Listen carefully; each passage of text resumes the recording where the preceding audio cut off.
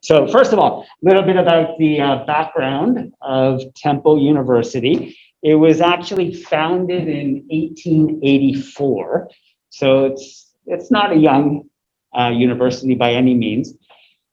Contrary to what most people think when they first hear the name of Temple University, it's actually not affiliated with any religion, although it does have its roots of starting in the basement of a temple or a church in Philadelphia, and it was started by a minister, but it actually grew into its own entity and has no ties into religion as well. It's a global campus. So main campus is in Philadelphia, Pennsylvania, USA, and there's a satellite campus in Rome, and of course here in Tokyo. There's over 37,000 students globally, and about 3,700 faculty, and along with that, there's 173 different undergraduate programs with 185 masters and 63 doctoral. Interestingly, it's the 6th largest provider of continuing education courses in the US. Okay? That's a little bit about Temple University in general. Speaking about our campus here, it was established in 1982 in Minato-ku, and the continuing education program started in 1986. And then in 96, in 2005, it was officially recognized as a full-fledged university in Japan by MEXT. In 2019, we moved from Minato-ku to the Sangenjaya location where you are now. Except for the people online, I'm not sure where you're coming from, but we're here in Sangenjaya. Beautiful campus, much nicer facilities than what we had before, much more up to date as far as technology goes, etc. And because of COVID, we were inspired to introduce online courses in 2020. And so that's a little bit about our campus here. We offer several programs at TUJ, non-degree programs, including continuing education, corporate education, and academic English. And then we have some undergraduate programs. There's 10 different majors. We have exchange programs, and we also have graduate programs covering legal or law, education, and management as well. Okay. Speaking about the programs, let me get a little bit more into continuing education, which is what you're all here for today. Continuing education is based on a number of educational principles, the main one being lifelong learning. And I'll talk a little bit more about that in just a moment. All of our courses are based on active and engaged learning. So you see this lady here, she's doing a kind of a yoga pose. Does anybody know what this pose is called? I think it's some kind of, I'm not sure, but I think it's some kind of a modified crow pose. And, you know, you could look at this picture and try to figure out how to do it yourself. You might maybe watch a YouTube video and try to do it. Somebody might even try to tell you how to do it. But until you get actively engaged in trying to do it yourself, it's not going to happen, right? It's a skill. You need to develop the strengths, the balance, the coordination, and then maybe you'll be able to do it, right? Same goes for all courses at continuing education. It's not just for yoga, but it applies to like problem solving for managers, business negotiation, any course that you might take here. So it's very active and engaged learning.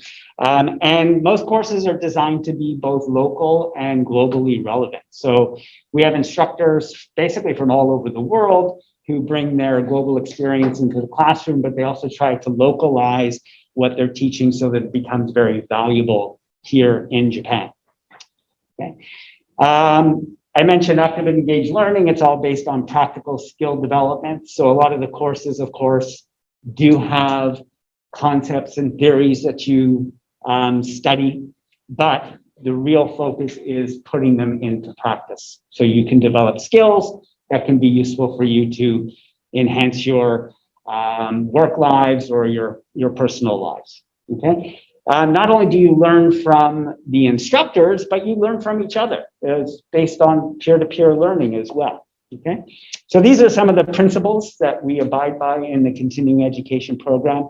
and you'll find that all courses adhere to these principles in one way or another. I mentioned lifelong learning. For me, learning never ends, and I hope you kind of have a similar mindset. Like when you finished university, I don't know, some people might get a job, say as a product manager, and as they're working through their job, even though they might have a business degree already, they're working and they're finding that they're having to make client presentations and they have to make presentations internally as well, but they don't feel so confident or they think that they can improve their presentation skills. Well, so they decide to take a course in presentation skills. Maybe later on they get promoted to being a manager, but they don't really know how to manage people. Well, we have a workshop for that too, becoming an effective manager. And then maybe later on they realize that they need to start mentoring and coaching their staff. So we have a course for that too.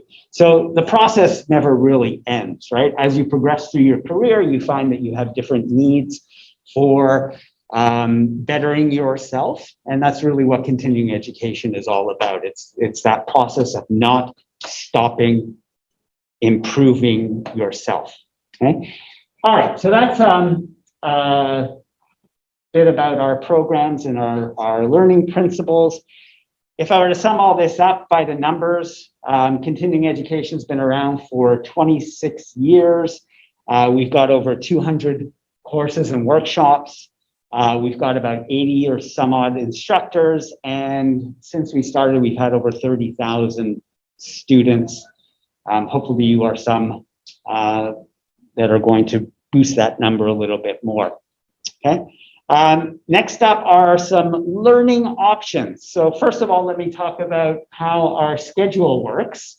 Okay, we have 3 semesters, and we are really at the end of the summer semester right now, going into the fall semester, which will start in September. And then we also have a spring semester that runs January to April. Okay, most of our courses are 5 to 12 weeks. And they run in the evenings and weekends. Most of them are around 20 hours, but we do have some courses that are around 40 hours, some that are 5 hours, and we have workshops that are 6 hours in total. Usually classes are about 2 to 2.5 hours each. And during the week, they start at 7:10 and finish as late as 9:30. On the weekends, on Saturdays, they start as early as 9, finish as late as 5:30. And we have some courses and workshops that run on Sundays as well, starting as early as 10, finishing as late as 4:30. So as early as to as late as means that it could start later or finish earlier than those times, okay? So that's a bit about our program schedule. Next up are some of the subject areas that we have, and we have 3 core areas in language development, professional development, and also personal interest, okay? For language development, mostly English courses, but we have a wide variety from very generalized English conversation classes to more specific skills like speaking and listening or reading or writing courses, and we also have some Japanese courses as well. Okay. Professional development includes like all the business courses, the legal studies, so everything, if we're going to do A to T, accounting and finance, all the way to translation and interpretation, anything that you would, basically anything that you would need to help advance yourself professionally. And then, of course, we have personal interest courses, health and well-being, including yoga, as I showed you that lady doing the yoga pose before, but also cultural type courses, both for Japan and the West. And we also have some arts like introduction to two-dimensional design is a new course that's coming up, and other ones related to psychology and social sciences. Okay. So those are 3 main subject areas.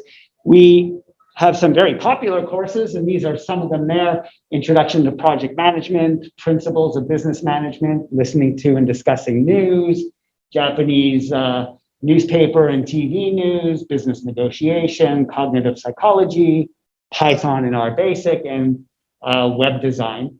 Some of our newer courses include ALT teaching in Japan, Amazon Web Services Academy cloud courses, understanding film, culture and history, music appreciation, psychology of judgment and decision making, introduction to podcasting, which is actually a workshop that was running today. It's still on, as a matter of fact. User experience design, which is a hot topic these days if you're in the web design space. And as I mentioned, introduction to yoga. That was first introduced this semester. So what are the options for actually learning and coming to class? Well, we've got basically two options here, on campus or remote. Some of you are here on campus. You can see how beautiful the classrooms are. Some of you are online or remote. You can see you get a very similar experience to being in the classroom.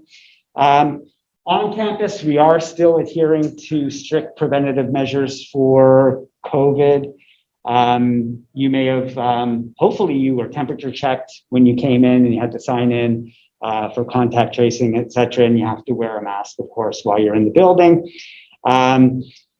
We've kind of reduced the number of classes and class size in order to keep the number of people on campus down, at least for the time being. When things get better with the COVID situation, which is unfortunately at its worst right now, we'll reopen that up a little bit, but we do care about the health and safety of our students for sure. You notice we even have the windows open, although the air conditioning is on. That's to allow for proper ventilation so that we're trying to get the cleanest air in the room as possible. And of course, we stick to the social distancing, trying to keep as much distance between us as we possibly can without losing sight of each other. For remote talk courses, as I said, you get the same kind of interactive feeling just through Zoom rather than being in person. And all the requirements for in-class apply to virtual attendance as well. And with the remote talk classes, and this also holds true for the on-campus classes, but we also have a learning management system by the name of Canvas. I'm not sure if you guys are familiar with learning management systems, but basically what it is, it's an online tool for the instructors to use to distribute course material, to communicate with you, and so that you can also communicate with other students in the class, okay?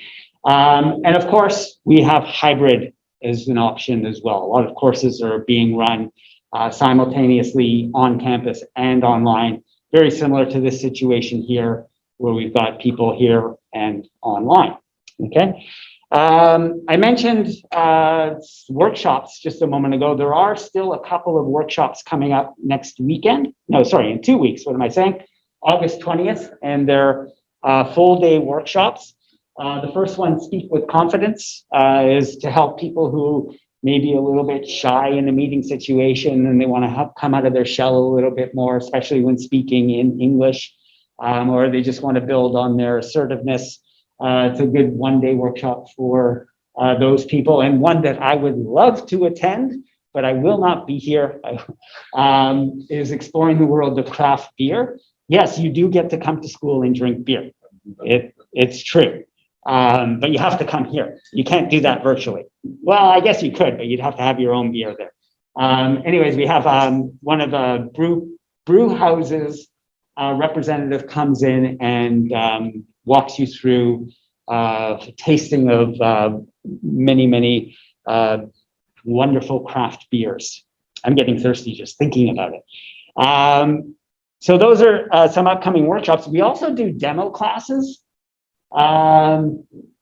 We had one that ran on Thursday. These are free online sample classes. On Thursday night, we ran one called Problem Solving for Managers. And we had a really good turnout. There were about 26 people there and had a really fun time. Gil Chavez, who's sitting right there, one of our star instructors, ran it. I was kind of a host, just introducing him, but really enjoyed the demo. I'm actually doing my own on September 3rd. It's called What is Strategy, and it's an introductory course to my business strategy class that I teach. And then in October, we've got one called English for Tourism and Hospitality. This one's more language-based. No coincidence that we have the same last name. That is my wife. And she also teaches here English, of course. And then on November 5th, we have Maurizio Raffone teaching fundraising, or doing a demo on fundraising for startups and entrepreneurs. So if you're thinking about starting up a new business, this would be a great opportunity for you to find out some tips on how to raise funds to get yourself going. That's not all. We have other options as well. We have asynchronous online options, so you can study in your own time. This is in partnership with MindEdge Learning. There's 17 different categories and hundreds of courses available. They're all geared for adult learning.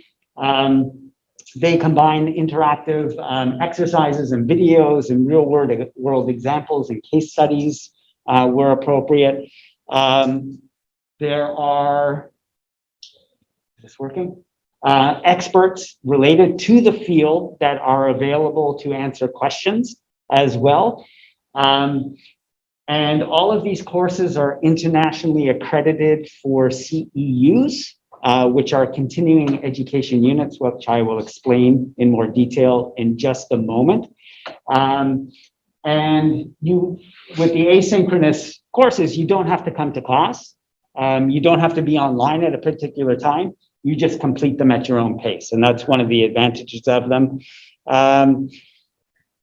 They are often quite quick, as short as 90 minutes, but they can also be an extensive or a course that runs for about 80 hours total.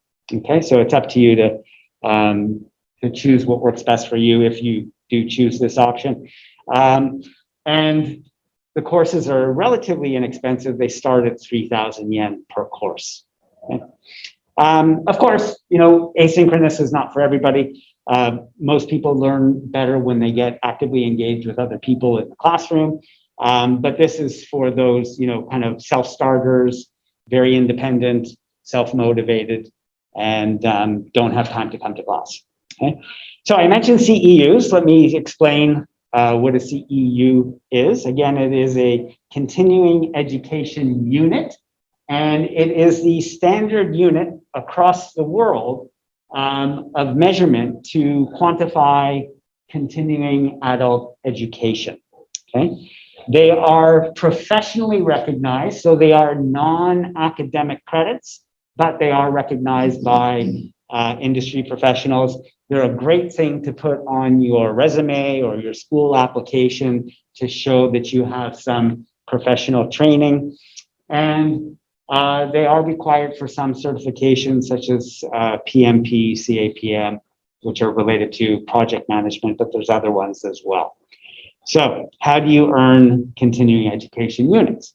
Quite simple. It's just based on the hours of study. If you study 10 hours, you get 1 CEU. If you study 20 hours, you get 2 CEUs, etc. Okay. Most of the courses at Temple offer 2 CEUs for completion of a continuing education course. Okay? But others offer, like for a workshop, you get 0.6. For a 5-week or for a 5-week 10-hour course, you get 1, etc. Okay. So you need to pass your course in order to get the CEUs. Okay. And how do you pass your course?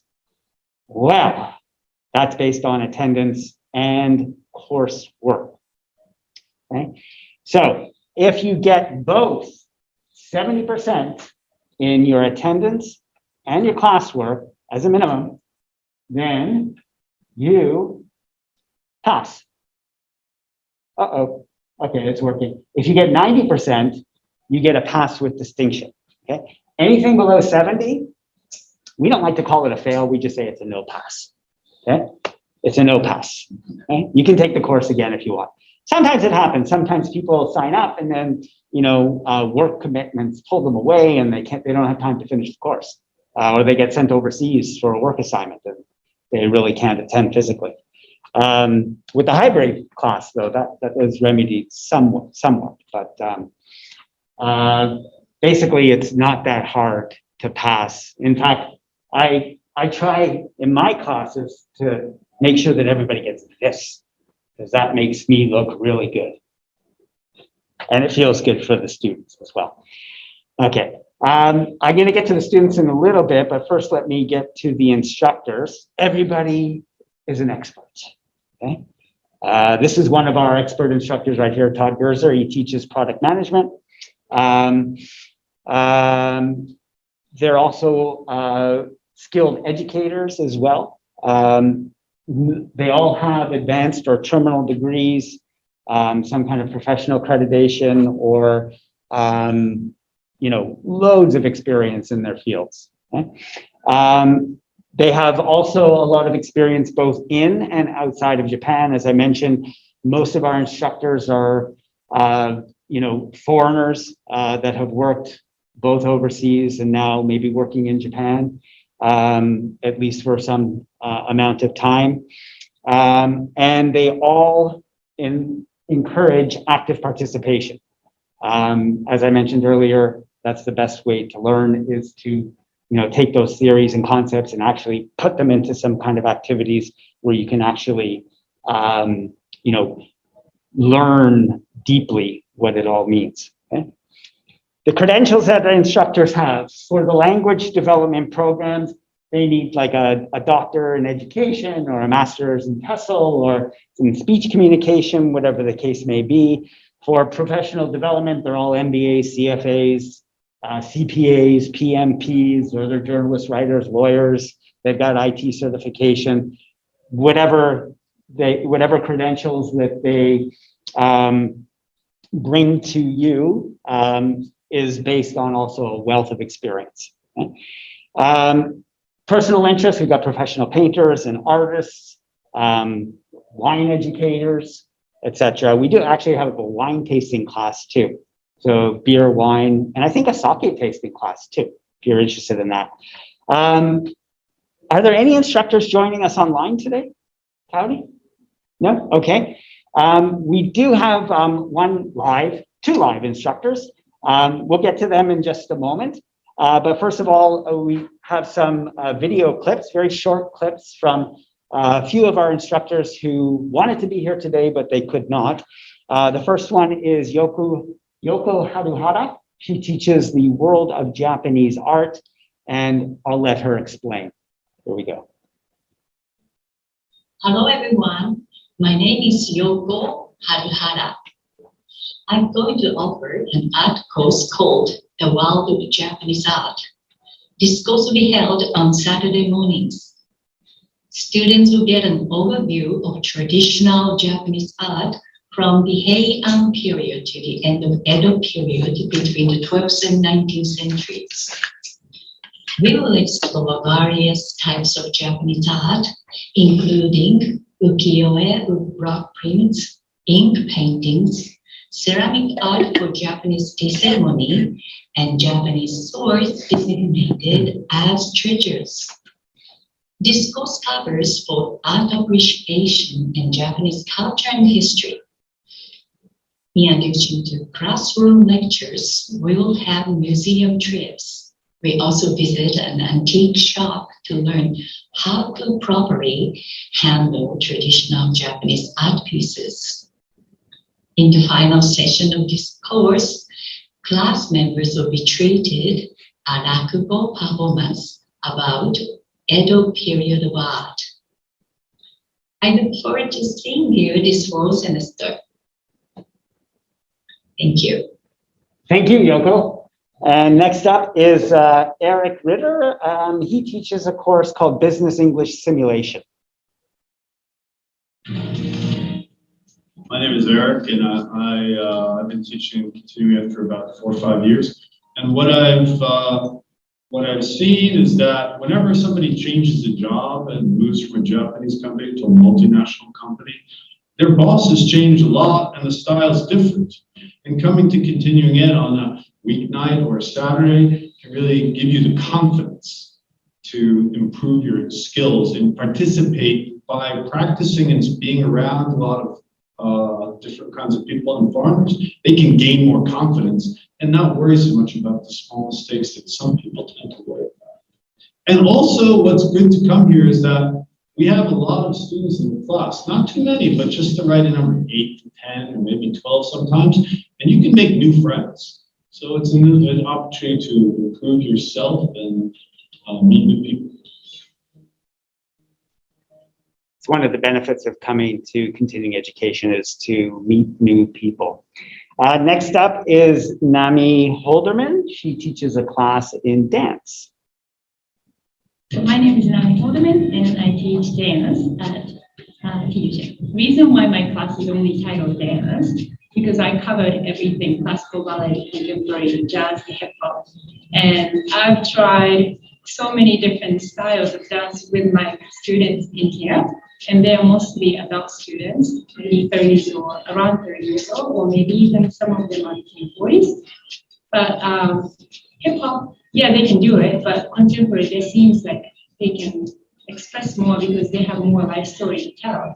And dance is a storytelling without words. You just need to use your body to express yourself and create your own story to show to the audience. I don't think there is any, like, this age you should do, or like, because you're younger, you can do that. There are many different ways that you can express yourself. Of course, you know, if you're not younger, maybe your back doesn't bend in half, but that's okay. There's so many other ways that you can express yourself with your body. Back bending in half, that sounds painful. Gil, would you like to come up here and introduce yourself? Thanks. Give you the stage. Yeah, if you stand near there, the people online will be able to hear you too. Stand here? Yeah, right there. Okay. Hi, I'm Gil Chavez. I teach problem solving for managers, is what we're calling the class. If you joined last Thursday, I did an online seminar on it. Koji was kind enough to join me, and it was very successful. I think we had about 26 people all the way through.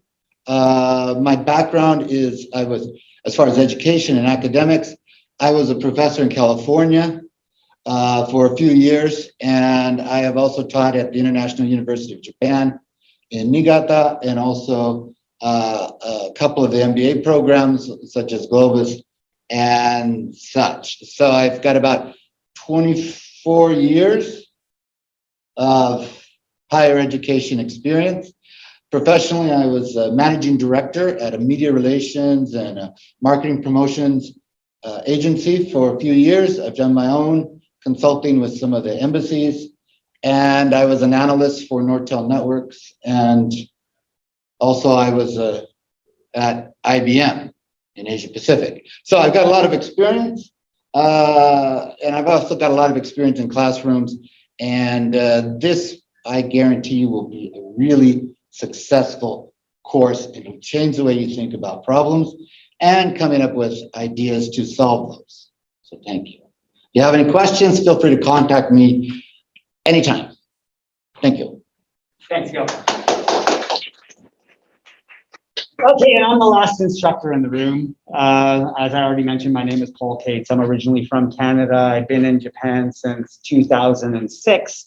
And most of that time, I've been a business and management educator, trainer, and coach, spending most of my time actually with Temple University in both continuing education and corporate education, but I've also worked for some other universities. I run my own corporate training business as well. So I'm quite busy doing a lot of different things. Next semester, I'll be teaching 3 courses, business negotiation course, which is great for anybody really, because, you know, everything in life is a negotiation, right? Every time you do something, you're negotiating, you're choosing one option over another. So it's a really useful practical course, not only for business, but for your life in general. And then I'm doing an MBA overview course, which is called MBA in 10 days, which is impossible. But what it is, like I said, an overview course that can help you decide whether or not an MBA program would be the right thing for you before you throw all that money into a program. They are quite expensive, so it's a good kind of tire kicking course where we cover all facets of business, touching on each subject area that you would cover in your first year of an MBA program. And then a course that was originally designed for the anticipated boom in inbound tourism due to the Tokyo 2020 Olympics. We all know what happened with that. But it's called Foreign Customer Service versus oh my God, I'm drawing a blank. Omotenashi. What's the difference? So it's contrasting and comparing the two different types of customer service to understand how to build kind of a bridge between the two to better serve foreign customers. And we are expecting a lot more of foreign inbound traffic soon. It's already started with group tours. Individuals should be allowed to come in here freely, hopefully by year end. And we have the World Expo in 2025 in Osaka. So that's a big event that people are going to want to prepare for. That's actually a one-day workshop. The other two courses I mentioned are 10 days on campus, on Saturdays, negotiations in the morning, MBA in the afternoon. So that's me as an instructor, back to being academic coordinator. Okay, and that turns me to the students. So what do our students look like? Well, kind of like this, but these aren't our actual students. Most of them are Japanese. That's 3/4 of them.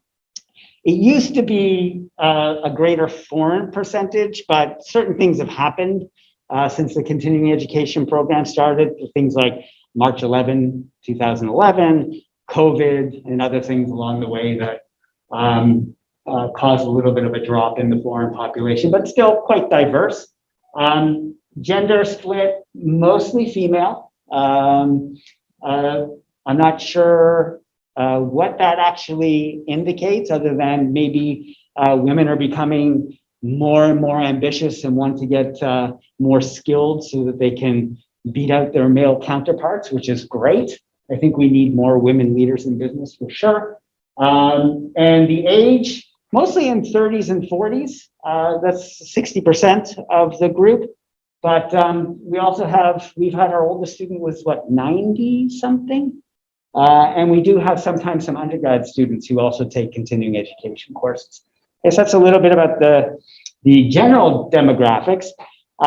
Speaking about diversity, here's some of the backgrounds of the people who come to take classes at continuing education.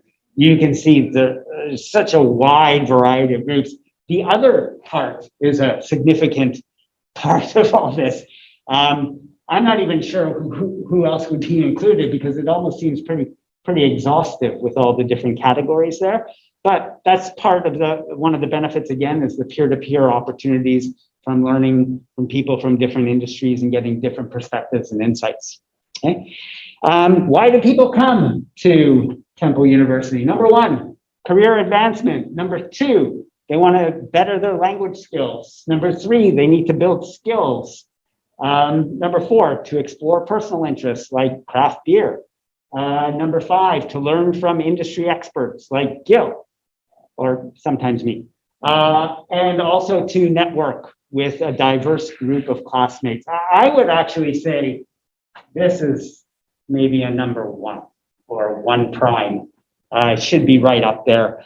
I didn't make that ranking, that was delivered to me. But that's the top 6 reasons why people come to Temple University, Japan.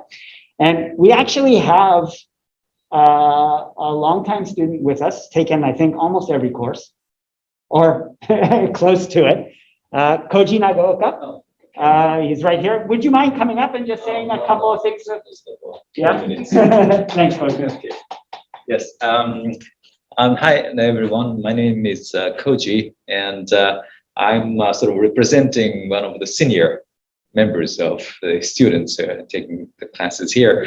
But I think the reason I've been asked to just speak about it is that I really, what shall I say, learned the learning can become so much enjoyment.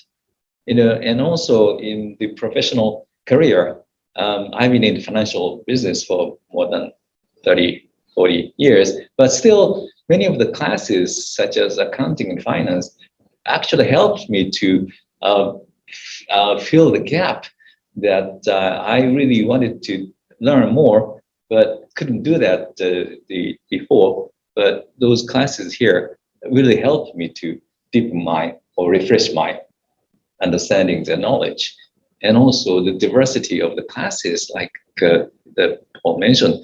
I actually have taken the world of the craft beer last semester, so it was such a fun. And be careful to may get drunk by the end of the class.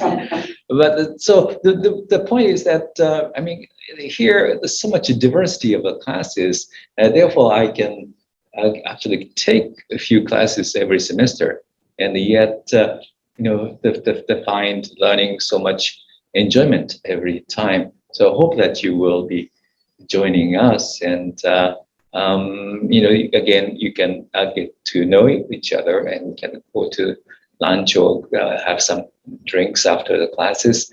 And I'm sure that Paul and Gil can show us some nice drinking places in Sangenjaya. Yeah, thank you very much again. Okay, so that's a little bit about our students. Now, what does it take for you to become a student? Brings us to the enrollment process. Okay, so how do you enroll in a course? Well, first of all, decide on which course you want to take, right? That's probably the hardest part. Maybe you should take problem solving for managers so you can decide on how to take a course. Secondly, you register online, okay? Then you will receive an application acknowledgement and invoice. Yes, you do have to pay. When you pay, sometimes it works, sometimes it doesn't. You can do it by credit card or bank transfer. And then after that's complete, you will receive an enrollment confirmation, and then you will receive the course details, and boom, you're having fun in your class. So not that hard, basically 6 steps, not even 5 steps, and then the fun part starts. Okay, so here is the tuition. It varies from course to course. So there's no long-term commitment, right? You don't have to pay for an entire program up front or a full year of a program. You just pay as you go. It's kind of a la carte that way. And most of the courses cost about 1,600 to 3,000 yen per class hour. Okay, and most classes are 6 to 42 hours, so you can figure it out. It's most classes run from about 18,000 to around 60,000 yen. Okay, there is a one-time enrollment fee of 10,980 yen. That's for all the admin for setting up your student account and for getting you all registered and such. And some courses, a lot of courses have textbook and course material fees as well. They do vary by course, but we try to cap that the textbook costs at 8,000 yen per class. So it's not exorbitant. I don't know if even in Canada, which is not as expensive as say the United States, but I remember, as a student, I would go broke on a trip to the bookstore because I'd spend like $600 on, one semester's worth of textbooks. It was just crazy. And in the US, I hear it's even worse. Like you could spend $200 per textbook, right? A lot of the courses don't require textbooks, and that's clearly indicated in the course syllabus. And if you're interested in any particular syllabus, you can just contact the office, and I'll tell you how you can contact the office in just a little bit. So along with these costs, besides the great courses that you get, there are some student benefits as well. Like you get access to the computer labs, which are up on the 5th floor. during the campus tour. If you do go on it, you'll be able to see them. You also get free library access. We have Japan's largest all English library. So there's a wealth of resources in there at your disposal. I mentioned the learning management system Canvas. You get that as well. There's also a teacher learning center where you can get additional help. And as I said, that we're having at 3:30 this afternoon, there's free English level checks every semester. Okay.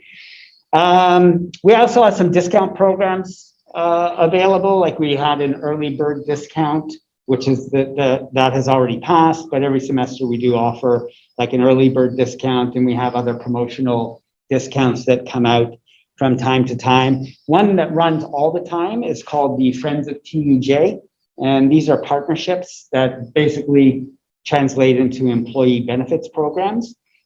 So any company who is registered as a friend of TUJ gets their staff 15% off tuitions and fees. Okay, it's a great team building experience for companies. We do offer some multi-seat discounts, so if they send 30 of their employees over here, we can work out a better deal for them.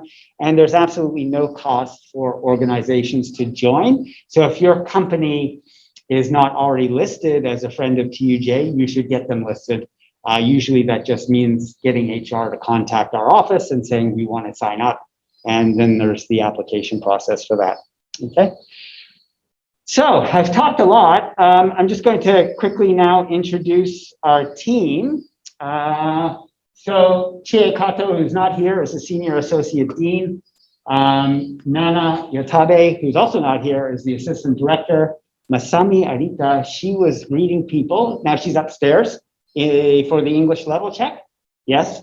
And this is Kaori Isone, who is our program assistant, and of course me, Paul, as your academic coordinator. I mentioned a couple of times maybe contacting the office. Here's some ways you can contact us by phone, by email. Come into the office. Our office hours are Tuesday to Friday, 11:30 to 7 p.m. and on Saturdays from 8:30 to 3. Of course, you can also visit our website, and we have 2 social media channels as well, Facebook and LinkedIn. Please join and follow what's going on at TUJ. I talked a lot, like I said. That's all, unless you have questions. Thank you, guys. Thank you for coming. Thank you. Thank you. Thank you. Thank you, everybody online. Thank you.